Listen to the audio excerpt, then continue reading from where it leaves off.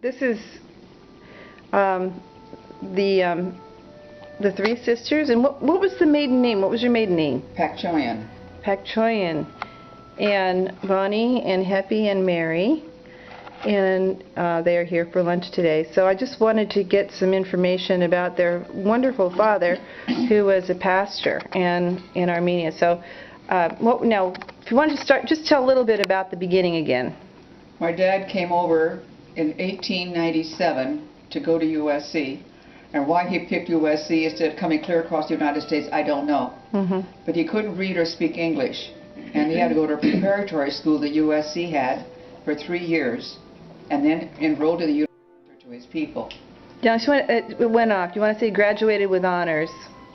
He graduated with honors, even though he couldn't speak English when he started. Right, but after three years of preparatory school, very smart man. That's how much he learned. And he worked as a gardener while he was going to school to support himself. I think he said he had 15 cents in his pocket when he got here, but when he left he had $15. Or 60 cents, 70 cents, I think I heard 70. But then after Dad passed away, another minister told me that in Armenia, Dad's church, he would have 1,500 at a Wednesday night prayer meeting. That was the size of his church in Armenia. Wow. 1,500 at a Wednesday night And you prayer had meeting. Persian rugs hanging on the wall. Wealth there and a beautiful home and all, and the family. And he had lost his first wife.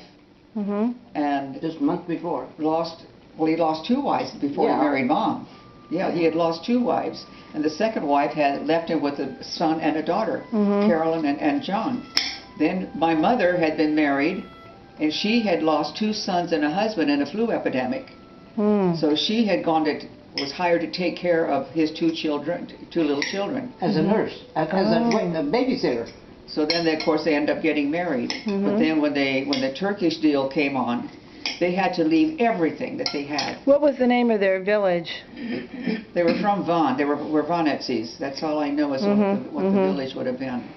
How is it related to the village where the Marigians were at the Ichmasis? Do you know anything about that? No, I don't. Do you know anything about that? No, no idea. No idea. But you know, it's just so sad to think how they had to leave everything and run for their lives. Yeah. Carrying 2 babies. Carolyn was maybe a year and a half old, 2 years old, and John was just a baby. Yeah. I remember Dad saying that his shoes wore out till he had holes in the bottom of his shoes, and then he got sores in the bottom of his feet. And he'd have to stop and take a stick and dig the stuff out of the sores of his feet so he could walk some more. I didn't know that. And then the river, they made a human dam out of the river. Where they killed big people and threw their bodies in the river, where it was made a human dam. He saw this all with his own eyes.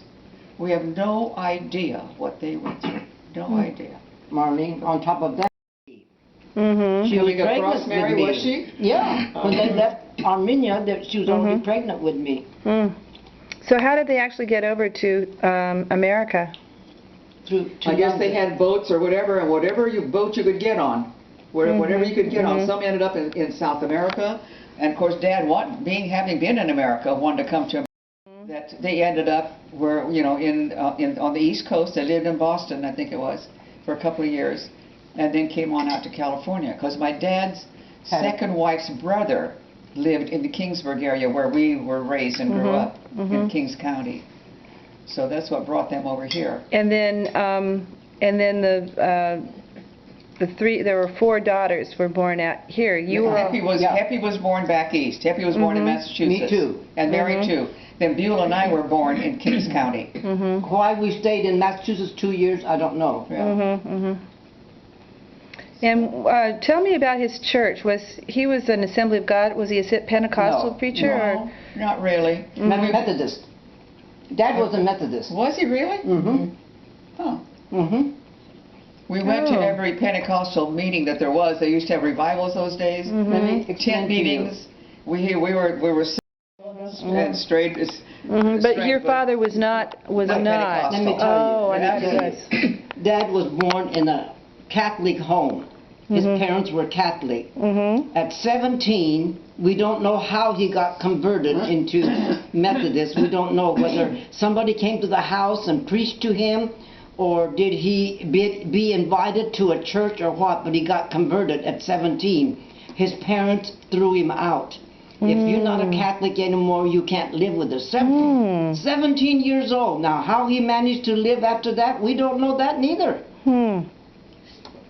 And then he got to the United States to go to school on his own? Yes. He just decided I'm going to... He worked here. Okay, wonderful Christian family took him in. Uh-huh. I don't know if they charged him at all. Anna Scott? Yeah, whether they charged him at all, anything. And then, there's ivy all over Anna that Scott. school. Dad helped plant that. Really? And then I was told that What school is this? USC. USC? USC, Now yeah. that's where my second son married a gal whose their family there? are from USC. They're big USC supporters. Yeah. So. the ivy is still there. Uh-huh. Dad helped plant. And then we were told that there were gas for homes came in, and he put in pipes to get gas into homes and offices and places. He helped that too. And he made a living and raised his